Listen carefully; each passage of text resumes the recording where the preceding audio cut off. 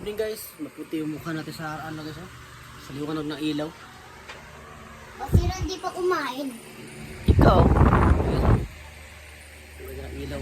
Ah, Oo. kumain ka na ba? Oo, nakain ako. Nag-vlog tayo na, nag-vlog ko, hoy dito ka. Ayoko. Guys, bablog lang tayo sa loob ng bahay guys. Oh. Ang ganda ng ilaw, parang ring light guys.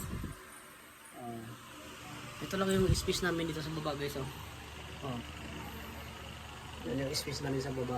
Maliit lang guys. Pero ayos na rin guys. Diba? So pa, dito tayo nag-relax. Relax. Diba? Oh. Itim ng kilikili oh. Napaka-itim. Nagpa-press.